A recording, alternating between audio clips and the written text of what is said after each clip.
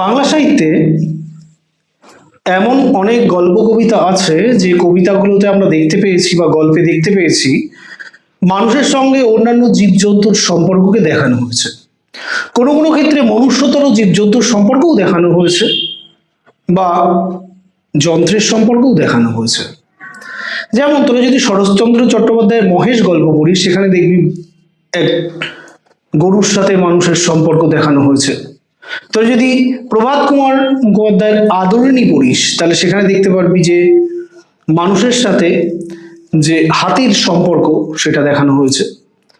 বা অযান্ত্রিক, সুবোধ ঘোষের লেখা অযান্ত্রিক গল্প পড়িস, সেখানেও দেখতে পাবি যে মানুষের সঙ্গে একটা গাড়ি, মোটর গাড়ি, তার সম্পর্ক দেখানো হয়েছে।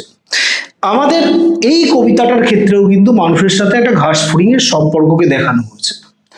দেখ, পৃথিবীতে অনেক সময় আমরা দেখতে পাই যে মানুষের সাথে মানুষের যে সম্পর্কগুলো হয় সেগুলো হয় প্রয়োজনের বা স্বার্থের।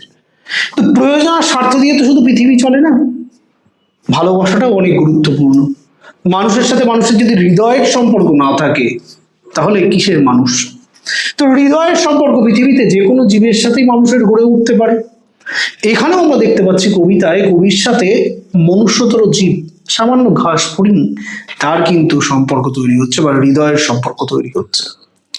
কবি বলছেন, একটা ঘাস ফড়িং এর সঙ্গে আমার গলায় গলায় ভাব হয়েছে, ভাব না করে পারতামই না আমরা। ঝিরঝির বৃষ্টির পর আমি ভিজে ঘাসে পা দিয়েছি, অমনি শুরু হয়ে গেল আমাদের নতুন আত্মীয়তা। সবুজ মাথা তুলে কত খেলা দেখালো ঘাস ফড়িং, তার কাছ থেকে চলে আসার সময় আমার কি মন খারাপ। আমি বলে এলাম আমি আবার আসব। আমার ঘরের দরজা এখন সবুজে সবুজ। এই আবার ঝিরঝিরে বৃষ্টি, আমি কথা দিয়ে এসেছি, ভিজে ঘাসের ওপর আমাকে যেতেই হবে আবার। এই যে সম্পর্ক, কথা দিয়ে এসেছি, ভিজে ঘাসের ওপর আমাকে যেতে হবে আবার। তাহলে আমরা কথা দিয়ে কজন কথা রাখতে পারি? খুব কম মানুষই কথা দিয়ে কথা রাখে। কবি সুনীল গঙ্গোপাধ্যায়ের একটা বিখ্যাত লাইন আছে, কেউ কথা রাখেনি, বা কবিতাও আছে এই নাম। মানুষ অধিকাংশ ক্ষেত্রেই কথা রাখে না, কিন্তু এখানে কবিতার কথক সে একটা ঘাস ফড়িংকে কথা দিয়ে এসেছিল তার সাথে দেখা করতে যাবে, তাই দেখা করতে যাচ্ছে। এই যে অকৃত্রিম ভালোবাসা, প্রয়োজনের অতিরিক্ত ভালোবাসা, স্বার্থের অতিরিক্ত ভালোবাসা, সেটাই তো এখানে প্রকাশিত হচ্ছে। একটা ঘাস ফড়িং এর সঙ্গে আমার গলায় গলায় ভাব হয়েছে। তাহলে বর্ষাকালে আমরা দেখেছি ঘাসের মধ্যে ফড়িং আছে, ত্রিং ত্রিং করে লাফায় না ঘাস ফড়িং, সবুজ রঙের হয়, অনেক সময় আমরা ধরে খেলাও করি, বাচ্চারাও খেলা করে। তো ঘাস ফড়িং এর সঙ্গে আমার গলায় গলায় ভাব হয়েছে, মানে এমন একটা বন্ধুত্ব, মানে সে প্রাণ খোলা বন্ধুত্ব, এক আত্মা এক হৃদয় হয়ে গেছি আমরা যেন। তো আমরা তো বিশ্বাস করি যে পৃথিবীর প্রত্যেকটা জীবের মধ্যে একই আত্মা, একই হৃদয়, তারা সবই একই, তার অংশ, ঈশ্বরের অংশ। যদি এইভাবে দেখি তাহলে তার আর আমার আত্মার তো কোনো পার্থক্য নেই, অনুভূতির তো কোনো পার্থক্য নেই।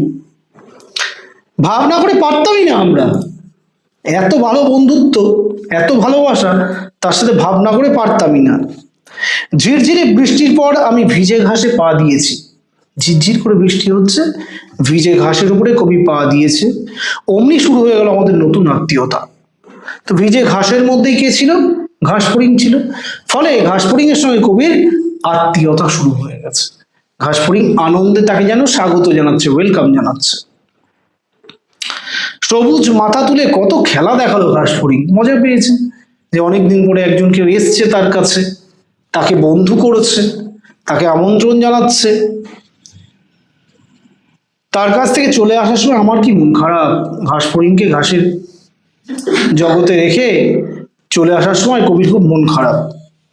তো সারাদিন খেলার পরে সন্ধেবেলা যখন সন্ধে হয়, বন্ধুদেরকে ছেড়ে আসতে খুব কষ্ট হয়। বন্ধুদেরকে ছাড়া আমরা তখন ভাবতেই পারি না, বাড়িতে গিয়ে আবার কষ্ট করে পড়তে বসতে হবে, ও এর থেকে বড় কষ্ট পৃথিবীতে কিছু নেই। কিন্তু কিছু করার নেই, জীবনে এই কষ্টটুকু যদি এখন না করি, পরের 30 বছর, 40 বছর, 50 বছর আরো কষ্ট করতে হবে। তো জীবনে পড়াশুনো করো আর না করো, কষ্ট তো তোমাকে করতেই হবে। হয় এখন কষ্ট করবে, নয় পরে কষ্ট করবে। জীবনে তো চাকরি করো আর ব্যবসা করো, কষ্ট তো করতেই হবে। কষ্ট না করে কেউ বড় তো হয়নি। আর পড়াশোনা মানে বিদ্যা অর্জন বা শিক্ষা অর্জন। আজকে বইয়ের শিক্ষা যদি না নাও, জীবন যখন শেখাবে সেই শিক্ষাটা কিন্তু অনেক বেশি যন্ত্রণার।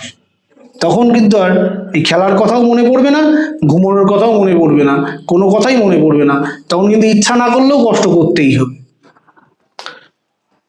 তার কাছ থেকে চলে আসার সময় আমার কি মন খারাপ, বলে এলাম আমি আবার আসবো, বলে এলাম আমি আবার আসবো। কাকে বলে এসছে কবি? ঘাস ফড়িংকে কথা দিয়ে এসছে। আমার ঘরের দরজা এখন সবুজে সবুজ। তাহলে কবির ঘরের দরজা সবুজে সবুজ কেন? সবুজ কিসের প্রতীক? সজীবতার প্রতীক, তারুণ্যের প্রতীক, তাই তো? তাহলে কবির হৃদয় যেন সবুজে রাঙা হয়ে উঠেছে, কবির হৃদয় সজীব হয়ে উঠেছে, কবির মধ্যে যেন তারুণ্য ভরপুর হয়ে গেছে। তাই সে ঘাসফড়িংয়ের সাথে বন্ধুত্ব করার পরে এত বেশি সবুজের মধ্যে নিজেকে হারিয়ে ফেলেছে, তার জীবনটা তারুণ্যে আনন্দে ভরপুর হয়ে উঠেছে। এই আবার ঝিরঝিরে বৃষ্টি, তারপরে আবার কটা দিন চলে গেছে, তাই মাঝখানে প্যারা চেঞ্জ হয়েছে, আবার ঝিরঝিরে বৃষ্টি শুরু হয়েছে। আমি কথা দিয়ে এসেছি, ভিজে ঘাসের পর আমাকে যেতেই হবে আবার। তাই কবি কথা দিয়ে এসেছিলেন ঘাস ফড়িংকে, তাই কথা রাখার জন্য তার কাছে আবার তাকে ফিরে যেতেই হবে।